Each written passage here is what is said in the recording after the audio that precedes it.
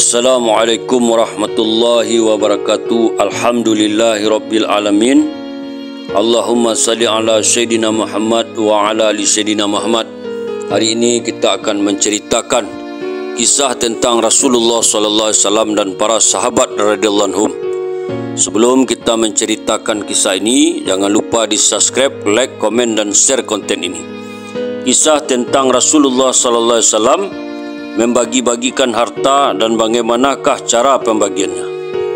Diriwayatkan oleh At-Tabrani dari Ummu Salamah radhiyallahu anha, katanya, sesungguhnya aku mengetahui kebanyakan barang-barang dan harta yang datang kepada Rasulullah sallallahu alaihi wasallam sehingga beliau sallallahu alaihi wasallam diwafatkan oleh Allah Subhanahu wa taala.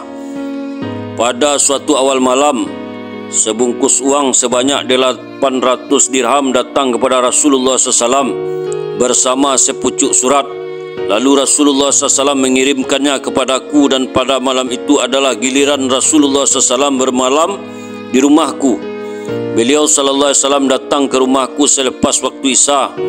Lalu beliau menunaikan solat sunnah dalam kamar yang menjadi tempat solatnya. Sedang aku telah membentangkan hamparan tidur untukku dan untuknya. Aku pun terus menunggu. Beliau sallallahu alaihi wasallam memanjangkan solatnya. Kemudian keluar dan pulang kembali ke rumah. Beliau sallallahu alaihi wasallam terus berbuat demikian hingga azan untuk solat dikumandangkan. Rasulullah SAW melakukan solat subuh lalu pulang dan bersabda kepadaku, "Di manakah kantung uang yang telah memfitnah aku semalam, yang menyebabkan Rasulullah SAW menjadi uring-uringan dan tidak dapat melelapkan mata walaupun sekejap?" Rasulullah SAW memerintahkan supaya uang itu diserahkan kepadanya, lalu beliau membagi-bagikannya kepada orang yang memerlukannya. Aku pun berkata, "Wahai Rasulullah, engkau telah melakukan sesuatu yang belum pernah engkau lakukan sebelumnya." Beliau SAW menjawab, "Saat aku salat, aku teringat akan uang dirham itu, lalu aku kembali untuk melihat uang itu. Kemudian aku kembali dan salat kembali." Kata Al-Haisami, telah diriwayatkan oleh At-Tabrani dengan beberapa sanad dan sebagiannya berpredikat jayyid. Diriwayatkan oleh Al-Hakim dari Umayyad bin Hilal, dari Abi Burdah, dari Abu Musa Al-Ansari radhiyallahu anhu, sesungguhnya Al-A'la bin Hadrami radhiyallahu anhu telah mengirimkan uang kepada Rasulullah SAW sejumlah 80.000 dirham. Sebelumnya beliau SAW tidak pernah menerima jumlah uang sebanyak itu, tidak sebelumnya, tidak pula sesudahnya. Kemudian Rasulullah SAW memerintahkan supaya uang itu dionggok di atas sehelai hamparan. Pada saat itu azan telah dikumandangkan, menandakan waktu solat telah masuk. Kemudian datanglah Rasulullah SAW dalam keadaan berdiri membungkuk di atas uang itu. Beliau SAW mulai membagi-bagikan harta itu kepada orang banyak yang datang untuk mengerjakan solat. Pada saat itu pembagian uang tersebut tidak dihitung maupun ditimbang. Tiada dilakukan kecuali dengan ukuran genggaman tangan. Tiba-tiba datanglah Al-Abbas radhiyallahu anhu dan berkata kepada Rasulullah SAW, "Wahai Rasulullah, sesungguhnya aku telah membayar tebusan untuk membebaskan tawananku dan tawanan Ukail radhiyallahu anhu, para perang Badar. Sedang Ukail tidak mempunyai harta, oleh kerana itu berikanlah sejumlah uang itu kepadaku." Maka Rasulullah SAW pun bersabda kepada Al-Abbas radhiyallahu anhu, "Ambillah bagianmu." Maka Al-Abbas radhiyallahu anhu meraup uang itu dan memasukkannya ke dalam kantung uang yang dipikulnya. Kemudian dia berbalik pergi, tetapi tidak mampu mengangkatnya kerana terlalu berat. Lalu Al-Abbas radhiyallahu anhu mengangkat kepalanya ke arah Rasulullah SAW sambil berkata, "Wahai Rasulullah, tolong angkatkan ke atas bahuku." Rasulullah SAW pun tersenyum sehingga tampaklah gigi serinya atau gigi taringnya. Beliau bersabda, "Letakkanlah separuh uang itu dan bawalah sebanyak yang kau mampu." Al-Abbas pun melakukannya dan pergi dengan membawa uang itu sambil berkata, "Salah satu dari dua janji yang telah dijanjikan Allah kepadaku telah dipenuhinya, tetapi aku tidak mengetahui apakah dia akan menunaikan janji yang satu lagi." Kemudian baginda sallallahu alaihi wasallam membaca ayat berikut, "Ya ayyuhan nabiyyu qul liman fi aidikum minal asra ya'lamillahu fi qulubikum khairan yu'tikum khairan mimma ukhidha minkum wa yaghfir lakum. Hai Nabi, katakanlah kepada tawanan-tawanan yang ada di tanganmu, jika Allah mengetahui ada kebaikan dalam hatimu, niscaya Dia akan memberikan kepadamu yang lebih baik dari apa yang telah diambil daripadamu, dan Dia akan mengampunimu. Quran Surah Al-Anfal. Ini adalah lebih baik dari apa yang telah diambil dariku. Akan tetapi aku tidaklah mengetahui apakah yang akan dilakukannya berkaitan dengan ampunan, yaitu apakah Dia akan mengampuniku. Al-Hakim mengatakan bahawa hadis ini sahih menurut syarat Muslim, tapi Al-Bukhari dan Muslim tidak meriwayatkannya. Az-Zahabi mengatakannya sahih menurut syarat Muslim. Diriwayatkan juga oleh Ibnu Sa'ad dari Umayyad bin Hilal dengan isi sama, tapi ia tidak menyebut Abu Burdah maupun Abu Musa. Kisah tentang pembagian harta yang dilakukan oleh Abu Bakar radhiyallahu anhu diriwayatkan oleh Ibnu Sa'ad dari Sahal bin Abu Hasmah dan selainnya bahawa Abu Bakar As-Siddiq radhiyallahu anhu mempunyai sebuah baitul mal yang terkenal di Sun yang tidak dijaga oleh seorang pun. Suatu ketika seseorang berkata kepadanya, "Wahai Khalifah Rasulullah, apakah engkau tidak menugaskan seseorang untuk menjaga baitul mal itu?" Lalu Abu Bakar radhiyallahu anhu berkata, "Baitul mal itu tidak dalam keadaan berbahaya." Maka aku pun berkata, "Mengapa demikian?" Beliau menjawab, "Kerana telah dikunci." Abu Bakar radhiyallahu anhu sering membagi-bagikan harta yang terdapat dalam baitul mal itu hingga tidak tersisa sedikit pun di dalamnya. Ketika Abu Bakar radhiyallahu anhu pindah ke Madinah, ia memindahkan baitul mal itu ke kampung tempat dia tinggal.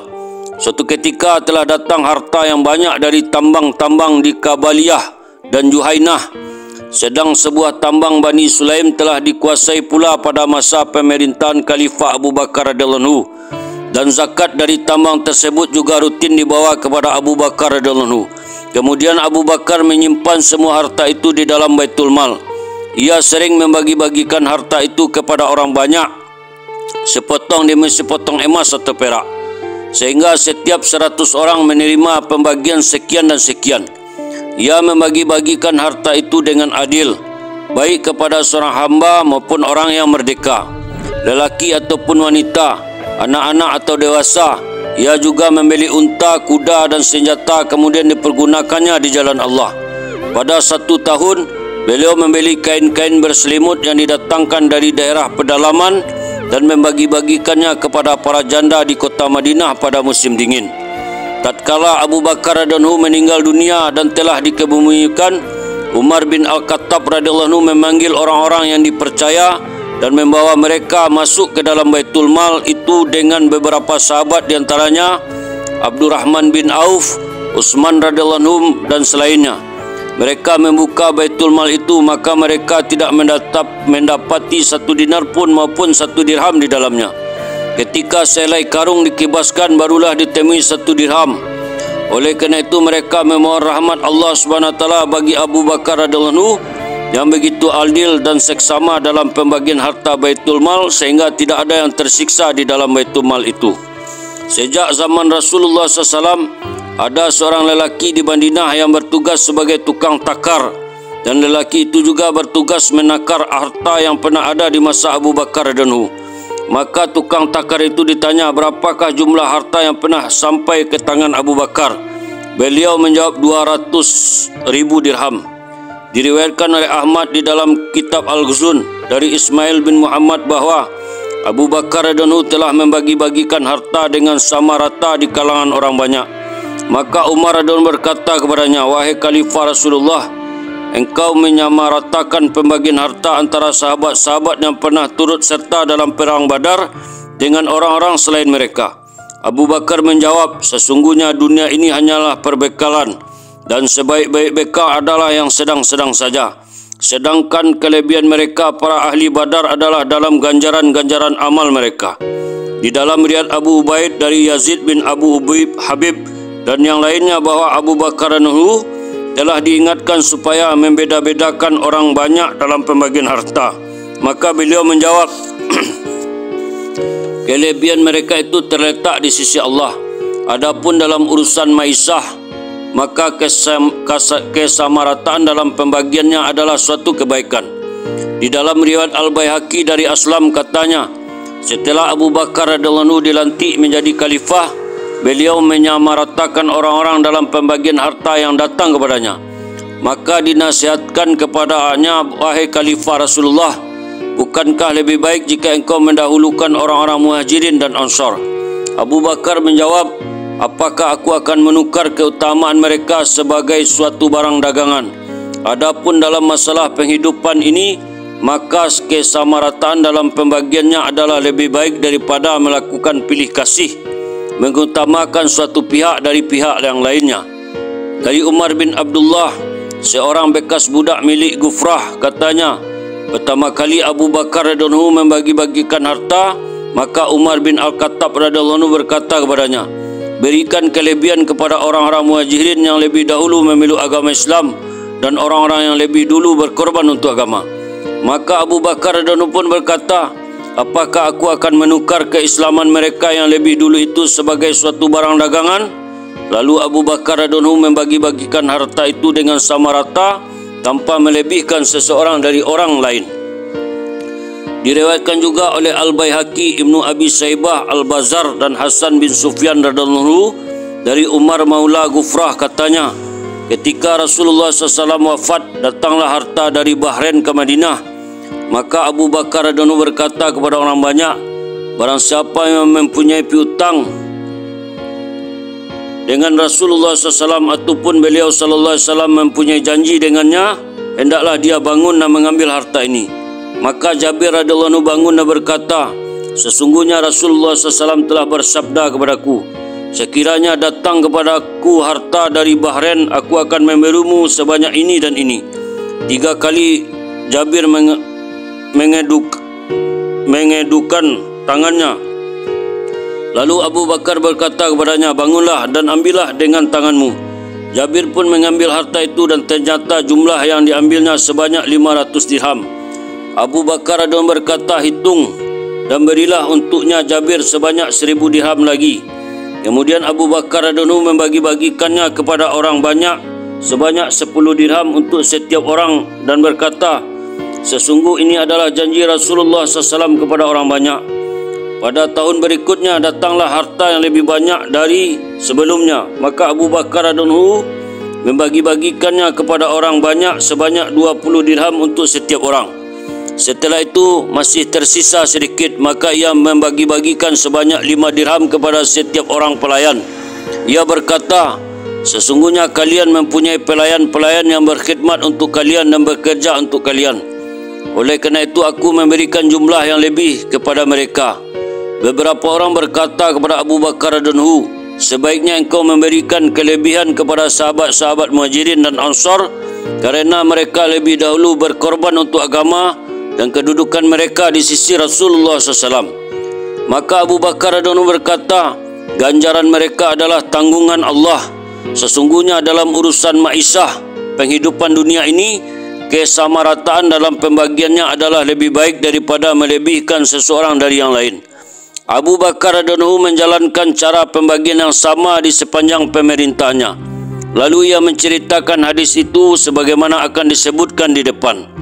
Telah dikemukakan juga kisah keadilan Ali radhiyallahu anhu dan kesamarataannya dalam pembagian harta, juga perkataan Ali kepada seorang perempuan Arab Badui yang dia beri harta sebanyak yang diberikannya kepada budak perempuan itu.